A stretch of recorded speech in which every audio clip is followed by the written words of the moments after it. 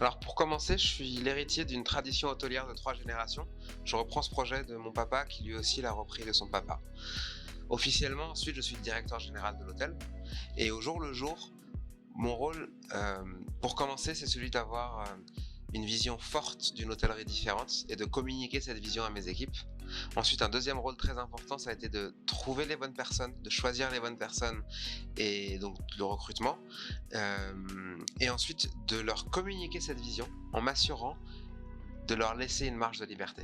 J'ai communiqué 80% du projet, le reste, je le laisse à mes équipes pour qu'ils puissent poser leur pierre à l'édifice et c'est ce qui fait que j'ai des éléments jeunes, motivés, qui viennent tous les matins en voulant construire l'hôtel de leurs rêves.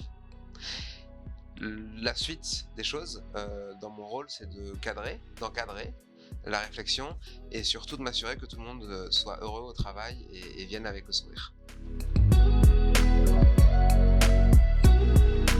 La jeunesse du projet, j'ai envie de vous dire que ça a commencé, tout enfant. J'ai grandi dans des hôtels, mes parents étaient dans les étages, dans la gestion, ça fait depuis mon grand-père qu'on est dans l'hôtellerie. Donc je suis dans les pattes des femmes de chambre depuis que j'ai 4, 5, 6 ans. Ensuite, moi, j'ai fait plein de choses différentes. J'ai été consultant, je travaille dans la finance, j'ai eu ma start-up que j'ai revendue et je suis arrivé ici, c'était mon destin, avec une idée différente de l'hôtellerie, avec une volonté de passer outre l'hôtellerie fonctionnelle pour arriver à une hôtellerie expérientielle. Ce qu'on voulait, c'est sortir du ring Booking.com et on voulait vraiment que les clients choisissent notre hôtel parce qu'ils veulent maison mère et que chez nous, on crée des émotions, on crée des souvenirs avec des hauts, des bas, une histoire, un storytelling et que le client en partant, on lui a laissé une empreinte émotionnelle forte de la même manière qu'un divertissement, qu'un spectacle, qu'une sortie. On veut vraiment hisser l'hébergement au même niveau que le reste de l'entertainment. Créer des émotions, créer une marque. Quelle émotion, quelle marque, quelle expérience? L'authenticité, le Paris des Parisiens. On veut vraiment se positionner comme la maison des belles maisons, la maison du 9e arrondissement.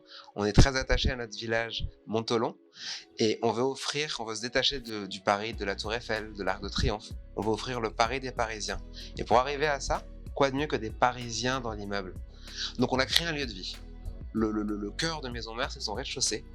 Et ce qu'on veut, c'est créer des synergies de cibles entre les locaux et les voyageurs.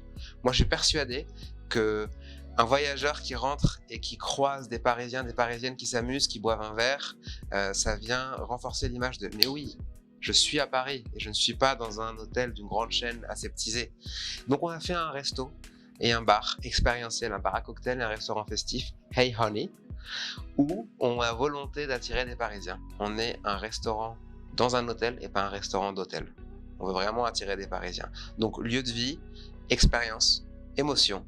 Et à la fin, c'est la bienveillance. Dans Maison Mère, il y a maison et maman.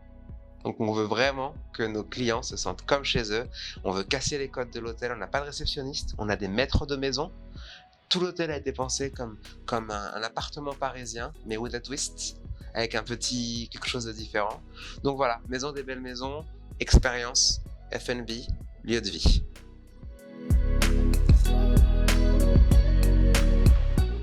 Mon espace préféré dans l'hôtel, c'est là où on se trouve, ça tombe bien, c'est notre salon de coworking.